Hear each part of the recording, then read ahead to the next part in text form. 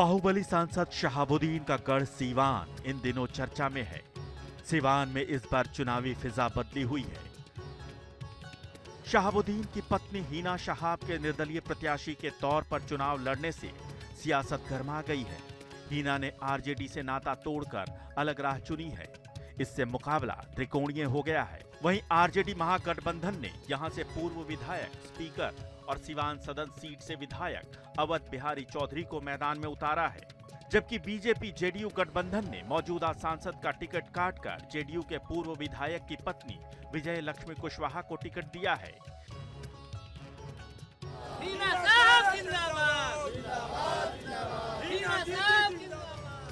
यानी इस सीट पर साहब, बीवी और गैंगस्टर के बीच जंग छिड़ गई है। बिहार की सिवान लोकसभा सीट सबसे चर्चित और हॉट सीट छठवें चरण में देखने को मिल रही है, क्योंकि अगर सिवान की बात की जाती है तो सिवान बिहार का ऐसा जिला माना जाता है जहां पर एक समय दबदबा जो है वो शहाबुद्दीन का रहा है। और ये वही सिवान है जहां पर कई साल तक सांसद के तौर पर शहाबुद्दीन भी लड़ते आए हैं और जीतते भी नजर आए हैं। यहाँ की जनता इस बार किसको वोट देंगी, क्योंकि 3 उम्मीदवार जो हैं यहाँ पर नजर आ रहे हैं। त्रिकोणीय मुकाबला है यहाँ पर, और ये सीट ऐसी सीट है जहाँ से जीत हासिल करने के लिए तमाम पार्टियां, तमाम लोग जो हैं वो दमखम दिखाते हैं। सीवान की राजनीति के केंद्र में लंबे समय तक शहाबुद्दीन का प्रभाव रहा। वो यहां से 4 बार सांसद रहे, लेकिन जब वो दोषी करार दिए गए तो आरजेडी ने उनकी पत्नी हिना शहाब को सीवान से मैदान में उतारा, लेकिन वो तीनों बार चुनाव हार गईं। फिर 2021 में कोरोना के कारण शहाबुद्दीन का दिल्ली के तिहाड़ जेल में निधन हो गया।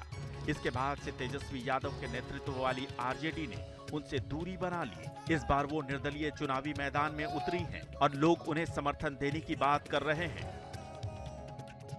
सिवान में सबसे बड़ी परेशानी यहाँ पे बहुत ज़्यादा गंदगी है। भारत के सभी राज्यों से बहुत बड़ा गंदगी सिवान जिला में है। कौन जीतेगा इस बार? इस बार तो हम अपना मत डालेंगे हिना साहब को। आपको क्या लगता है सिवान में सबसे बड़ी परेशानी क्या है? परेशानी स्टेशन रोड है तो बहुत खराब हो गया है, बनना चाहिए जल्दी। आपके लिए बेहतर चेहरा कौन नजर आता है सिवान? हमारे लिए तो सिवान में सबसे बेहतर चेहरा नजर आया हिना साहब। हिना साहब जी 2 बार चुनाव लड़ी है, लेकिन शिकस्त देखना पड़ा। जी देखना पड़ा, लेकिन इस बार निकल रही हैं जी एकदम आवाज से निकल रही हैं। 100 में 100। कौन सा सबसे बड़ा मुद्दा सिवान में आज भी नजर आता है जो परेशानी का एक सबक? परेशानी है कि यहाँ पे गुंडागर्दी बहुत ज्यादा हो गया, ठीक है ना। वो आएंगी तो गुंडागर्दी नहीं होगा, ठीक है ना, और सिवान का विकास होगा। आपको क्या लगता है सर यहाँ की सबसे बड़ी परेशानी? देखिए, हम तो देख रहे हैं कि सिवानी जिला ही नहीं, ऑल ओवर इंडिया में एक बदलाव हो रहा है, क्योंकि इंडिया में सबसे बड़ा मुद्दा है बेरोजगारी मुद्दा और महंगाई मुद्दा। तो ऑल ओवर इंडिया में इस वक्त मुद्दा पर लोग वोट दे रहे हैं, बेरोजगारी और महंगाई पर। इस वक्त इसलिए बदलाव की चांस दिखाई दे रहा है, क्योंकि सबसे बड़ी मुद्दा है बेरोजगारी और महंगाई। वोट किसको देंगे, क्योंकि 3 उम्मीदवार हैं, हिना साहब भी हैं, विजय लक्ष्मी कुशवाहा भी हैं, अवध बिहारी चौधरी। मेरा जो वोट गिरेगा, जो लोग बेरोजगारी को दूर करेंगे, जो बेरोजगारी दूर करेंगे उसको वोट देंगे। सर आप किसको वोट देंगे? हम हिना साहब को। सर हिना साहब को वोट देंगे। मानते हैं कि हिना साहब जीत कर आएंगी तो यहाँ का विकास होगा? विकास इसके पहले भी हुआ है सर, सिवान में शहाबुद्दीन साहब थे तो। मोदी जी ने जो वादा किया था कि यहाँ पर काम होगा या अलग अलग जगहों पर, क्या वो विकास यहाँ नजर सब फुल्स बात है सर, कोई काम नहीं हुआ, कुछ भी नहीं? जी। आपने कहा कि हवा की बात करते, क्या लग रहा है इस बार कौन जीतेगा? इस बार कौन जीतेगा? इस बार साफ साफ है, जो विकास किया है, जो विकास करेगा वही जीतेगा। कौन विकास किया और कौन विकास? शहाबुद्दीन साहब का विकास किया हुआ है। सिवान में शुरू से मेडिकल कॉलेज दिया हुआ, अंदर ब्रिज का डाल छोड़ा हुआ, ये अंदर ढाला बनाया गया, ब्रिज बनाया हुआ, उन्हीं का देना है। मतलब जो भी सिवान में काज किया गया विकास, उसके बाद कोई सांसद आए, हम निसंकोच रूप से बोलना चाहते हैं, कोई सांसद आए उसके बाद कोई विकास नहीं किया है। लेकिन अगर बात की जाए जेडीयू की, तो जेडीयू के उम्मीदवार पिछली बार भी जीत कर गई हैं, इस बार भी जेडीयू ने महिला को उतारा है। क्या लगता है कि वो काम करेंगी या अगर जीतेंगी? देखिए, पिछली बार जो कभी उनको तो खुद जो अभी जो जेडीयू की महिला जो उम्मीदवार हैं, उनको तो खुद एमपी का फुल फॉर्म मालूम नहीं था, मेंबर का पार्लियामेंट। एक हम ऑटो चलाने वाले, फिर भी उनको पता है कि एमपी का फुल फॉर्म क्या होता है, मेंबर ऑफ पार्लियामेंट। उनको ये भी नहीं पता है कि एमपी का फुल? आप ही के न्यूज वाले भैया गए उनसे पूछने के लिए, एमपी का फुल फॉर्म बताए, तुमको एमपी का फुल फॉर्म नहीं पता। वो संसद में जाएंगे और आवाज उठाएंगे, जनता का आवाज बनेंगे। छठे चरण में चुनाव है, 3 उम्मीदवार हैं, जेडीयू की तरफ से भी हैं, महागठबंधन की तरफ से। हिना साहब भी निर्दलीय प्रत्याशी हैं। बेहतर चेहरा? हिना साहब। हिना साहब लगती है। हाँ। अच्छा, ये बताइए अगर सिवान की बात की जाए तो आज भी कौन सी सबसे बड़ी परेशानी है? परेशानियाँ ट्रैफिक की सबसे बड़ी परेशानी है। हाँ, ट्रैफिक की है। सड़कों का अभाव है क्या? सड़कों मतलब इंफ्रास्ट्रक्चर का अभाव है। यहाँ पे ओवर ब्रिज वगैरह डिजर्व करता है सिवान, जैसे कि यहाँ पे भी ढाला है, वहाँ पे भी ओवर ब्रिज चाहिए। यानी कि आरओबी रेल ओवर ब्रिज यहाँ पर आज भी नहीं। नहीं तो देखिए और भी परेशानी, आप बताएं सर, बेहतर चेहरा कौन है? सर हिना साहब हीना साहब जी। लेकिन जब हीना साहब की बात आती है तो 2 बार ये भी कहा जाता है कि चुनाव लड़ी, कहीं ना कहीं शिकस्त देखने को मिला। इस बार लगता है जीतेंगे? इस बार का परिस्थिति अलग है। परिस्थिति अलग है। 2004 में आखिरी बार साबुद्दीन यहाँ से चुनाव जीत कर गए थे, उसके बाद कहीं ना कहीं लगता है कि विकास हुआ है? नहीं, विकास रुका हुआ, जो हुआ था उन्हीं के टाइम में हुआ था, बाकी विकास रुका हुआ है। उसके बाद कोई विकास नहीं। कोई विकास नहीं हुआ है। क्या मानते हैं कि सिवान में 2004 के बाद कोई विकास नहीं? ये बात सही है कि 2004 के बाद जो भी जेन्युइन जो विकास होना चाहिए था, जिससे जनता को फ़ायदा हो, ठीक, उस तरह के विकास नहीं हुए यहाँ पे। उसके बाद जो लोग भी जीते हैं सिर्फ धर्म के आधार पे, ठीक है ना, और जात के आधार पे लोग जीते हैं। चाहे मोदी जी का लहर आया, ठीक, कि मोदी जी देखिए, मोदी जी देश के प्रधानमंत्री जरूर हैं, लेकिन वो हमारे सिवान में आके सिवान के लोगों के लिए कुछ नहीं कर सकते और नहीं किए हैं। चाहे वो बिहार की बात कर लीजिए ना, बिहार में डबल इंजन सरकार है, फिर भी गुजरात आज देख लीजिए, गुजरात कितना आगे है और बिहार बहुत पीछे है। आप अगर बताया जाए बेहतर चेहरा कौन नजर आता है अगर यहाँ की बात की जाए सिवान की? देखिए यहाँ पर बेहतर चेहरा 3 टर्म हार चुकी हैं और उनका सबर का फल का मीठा अब मिलने वाला है। 3 उम्मीदवार हैं इस बार। अगर कहा जाए कि शहाबुद्दीन के परिवार का, तो 2004 के बाद नहीं चुनाव जीत पाई, 2-3 बार चुनाव भी लड़ी। क्या इस बार लगता है कि हिना साहब जीतेंगे?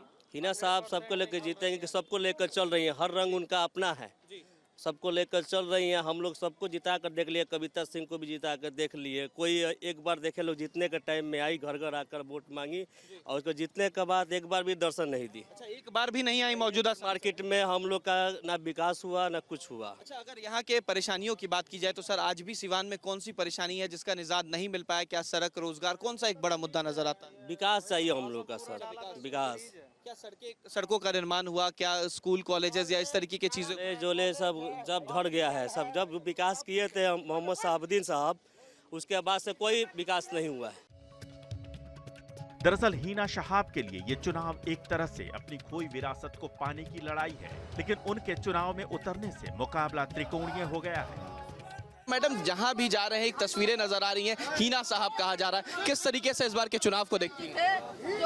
ये चुनाव जो है हमारे लिए बिल्कुल सभी लोग दिल से लड़ रहे हैं, और दिल से इसलिए कि इस बार मैंने सभी के लिए समान रूप से कहा है कि मैं सिवान के सेवक के रूप में, मैं सिवान की सेवा के लिए आई हूँ और दल से ऊपर उठकर मैंने इंडिपेंडेंट नामांकन किया है, और इसीलिए सभी समाज के लोग, सभी दल के लोग मुझे सहयोग कर रहे हैं। एक तस्वीरें नजर आती थी मैडम आमतौर पर पहले कि आप राष्ट्रीय जनता दल से चुनाव लड़ती थी, लेकिन क्या कारण रहा कि इस बार निर्दलीय लड़ लिया आपने चुनाव? अनेकों कारण हैं, और ये मेरा जो मैंने चुनाव कंटिन्यू हारा, तो दल में रहने में बहुत दिक्कतें होती हैं। दल में एक दूसरे की होड़ लगी रहती है। एक इंसान को कंटिन्यू टिकट क्यों दिया जाता है? एक ही इंसान क्यों दल में रहेगा? एक इंसान क्यों चुनाव लड़ेगा? बहुत सारी इस तरह की बातें आ रही थी निकल के, इसीलिए मैंने कह दिया कि मैं इस बार इंडिपेंडेंट चुनाव लड़ूंगी और सभी सिवान के सभी अपने लोगों की बल पे लड़ूंगी। 2019 के लोकसभा चुनावों की अगर बात की जाए तो जेडीयू की कविता सिंह 4,48,473 वोट पाकर चुनाव जीती थी, जबकि आरजेडी की हिना शहाब 3,31,515 वोट पाकर दूसरे स्थान पर रही थी, और सीपीआई माले के अमरनाथ यादव महज 75,644 वोट पाकर तीसरे स्थान पर रहे थे। एनडीए इस बार भी अपनी जीत दोहराना चाहता है, इसलिए चुनावी अखाड़े में 400 पार का नारा लगाया जा रहा है। नीतीश कुमार ने आपको टिकट दिया, इस बार उम्मीद है चुनाव जीतेंगे? चुनाव तो हम लोग को जीतना ही है और क्या। अच्छा, लगातार जब सिवान का बात आता था तो पहले कहा जाता था कि बाहुबली नेता सब रहे हैं, कहीं ना कहीं एक डर होता था, इस डर को इस बार दूर करना है। हम लोग क्या चीज का डर है? हम लोग का किसी से डर नहीं। जनता को डर होता था कि अगर कोई ऐसे सांसद बन के आ जाएंगे तो यहाँ के लोग परेशान हो जाएंगे। इस बार ये लोगों का डर दूर करेंगे आप? एकदम पक्का डर। अब डर अब किसका बात का डर? तो पूरा डर खत्म हो गया है। प्रधानमंत्री ने जो कहा है 400 पार होगा, एकदम पार होगा। सिवान सीट जीतेंगे? एकदम जीतेंगे। विजय लक्ष्मी कुशवाहा हैं, उनके पति भी यहाँ पर है, तस्वीर का। इस बार क्या लग रहा है सर, क्या होगा? बहुत जो होगा अच्छा होगा, 400 पार होगा और बिहार में 40 की 40 सीटें एनडीए जीतेगी। महागठबंधन की ओर से पूर्व विधानसभा स्पीकर अवध बिहारी चौधरी चुनावी अखाड़े में हैं।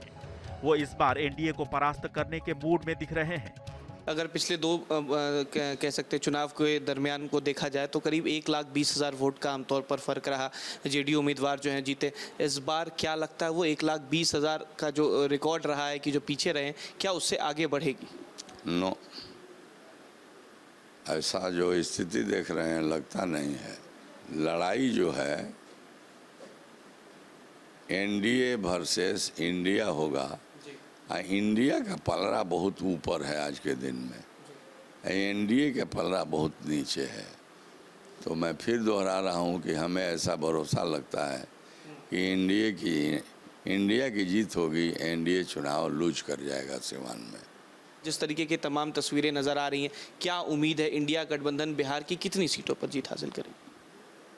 हम लोग तो कहते हैं कि 40 की 40 सीट हम जीतेंगे बिहार में।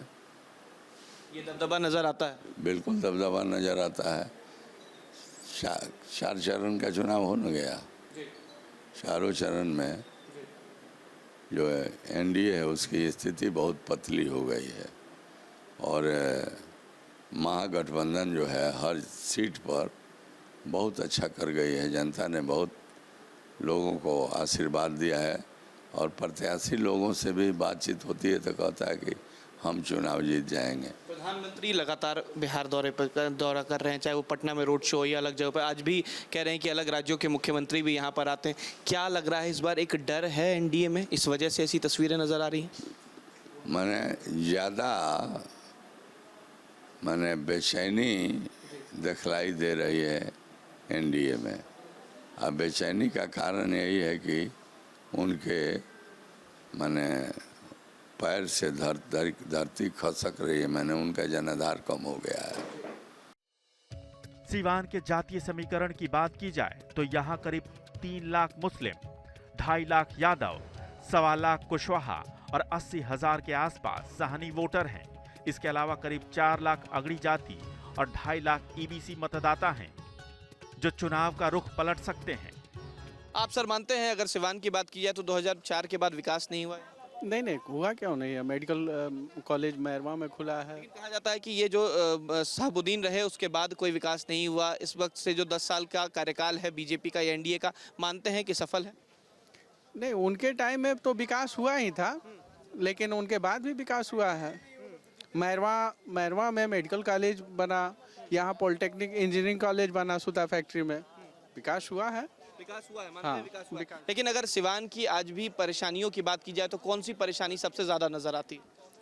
सबसे ज़्यादा ये ओवरब्रिज की समस्या है। ओवरब्रिज की समस्या हमारे जब सांसद ओम प्रकाश यादव जी हुआ करते थे उस समय वो कहा करते थे कि मैं पास करा दिया हूँ, लेकिन आज तक वो उसका काम ही नहीं दिख रहा है कि कब वो चालू होगा। बात किया जाए सिवान के लिए तो आज भी परेशानी कौन कौन सी नज़र आती है, क्योंकि युवा हैं, छात्र भी हैं? जी, सबसे पहले ये है तो मान लीजिए हम लोग का जो जेपी यूनिवर्सिटी है तो बहुत पढ़ाई के मामले में तो ये बहुत बहुत खराब चल रहा है। शिक्षा के मामले में सबसे पिछड़ा जिला माना जाता है सिवान। जी। अच्छा, आप क्या कह रहे थे, क्या यूनिवर्सिटीज़ को लेकर? यूनिवर्सिटी का यहाँ पे बहुत दिक्कत है। एक ही यूनिवर्सिटी है जेपी, उसका सेशन लेट चल रहा है। अच्छा, यहाँ भी सेशन लेट चलते हैं? अभी जो 2023 का एडमिशन हुआ है उसका सेमेस्टर वाइज हुआ था, अभी एग्जाम नहीं हुआ है उसका। अच्छा, जो सेमेस्टर्स के एग्जाम भी अब तक नहीं हो रहे थे, यानी कि शिक्षा का अभाव आज भी नजर आता है। क्या सड़क और बिजली का काम हुआ है सिवान? हाँ, सड़क का तो बिजली का तो अच्छा दिख रहा है, लेकिन शिक्षा के मामले में पूरा कोई उसका नहीं दिख रहा है। सर ये बताएं, क्या शिक्षा रोजगार इस बार किस मुद्दे पर सिवान में वोट होगा? इस बार मुद्दा होगा ये शिक्षा।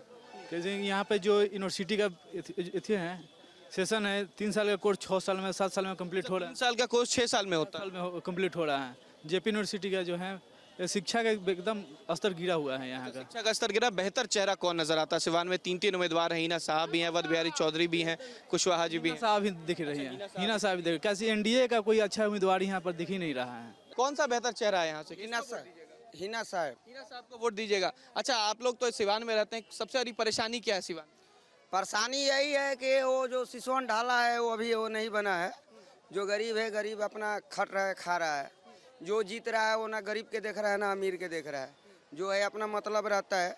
बाकी श्योरली है कि सिवान में बड़ा हिना साहब निकलेंगे, हिना साहब ही जीतेंगे। तो देखिए, हिना साहब को लेकर जो है वो जनता का मूड बना हुआ है। लोगों का कहना है कि हिना साहब जीतेंगे। और भी लोग हैं। सर, बेहतर चेहरा कौन नजर आता है? सर ऐसा है कि सुनने में जो आ रहा है कि स्वर्ण वोट जो है उनके साथ आ गया है। के साथ आ गया, हिना साहब के साथ। वर्तमान सांसद की बात की जाए तो क्या लोगों से मुलाकात करती हैं, जनता से मिली? देखिए, सीटिंग कैंडिडेट थी, ठीक है, उनका टिकट काटा गया है, ये तो बात क्लियर है।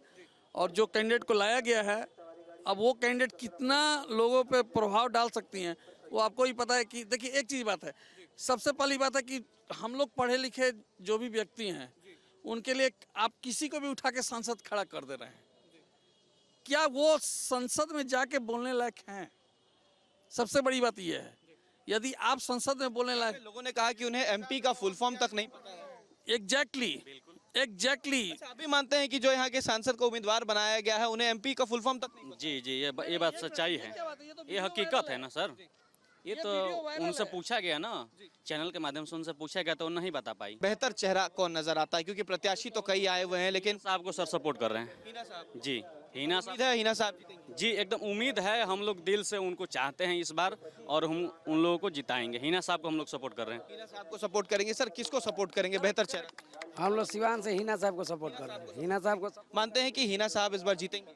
एकदम जीतेंगे, 100% जीतेंगे। और रहा बात 2 बार जो सांसद ओम प्रकाश यादव भी बने हैं, पूरा जनता भी जान गए कि क्या वो विकास किए हैं, क्या नहीं किए हैं। कविता सिंह भी 5 साल में क्या मतलब लाभ लाई हैं, क्या लाभ कोई नहीं जानता है। इससे बड़ा कौन जानता है? जनता से बढ़कर कोई, आप लोग से बढ़कर कोई नहीं जानता है। तो आपको ये उम्मीद है सर कि अगर इस बार हिना साहब जीतती हैं तो सिवान का विकास होगा, और जो कार्य नहीं हो पाया वो डंका के चोट पे होगा, 100% होगा। त्रिकोणीय मुकाबले में आरजेडी से अवध बिहारी चौधरी ताल ठोक रहे हैं, लेकिन उलझे हुए समीकरण में उनके सामने कोई ठोस वोट बैंक नहीं दिख रहा। उन्हें यादव वोटर्स का समर्थन मिलने की संभावना है। अब देखना दिलचस्प होगा कि मुस्लिम मतदाता आरजेडी के साथ जाते हैं या फिर हिना साहब के साथ। दूसरी तरफ अगड़ी जाति के मतदाता जेडीयू बीजेपी के उम्मीदवार को कितना वोट करते हैं। ये वही सिवान है जो एक समय कहा जाता था कि विकास के रास्ते पे सबसे आगे बढ़ रहा था, लेकिन कहीं ना कहीं अब यहाँ की जनता का कहना है कि विकास जो है वो नहीं हो पा रहा। जेडीयू की उम्मीदवार विजय लक्ष्मी कुशवाहा जो है वो इस बार यहाँ पर बनाई गई हैं और कुछ ही दिनों पहले जेडीयू में ज्वाइन किया था। लेकिन अगर आज भी सिवान जिले की बात की जाए तो सबसे ज़्यादा परेशानी जो है वो शिक्षा, रोजगार और सड़क है। वीडियो जर्नलिस्ट सत्येंद्र कुमार के साथ उत्कर्ष, न्यूज़ नेशन, सिवान।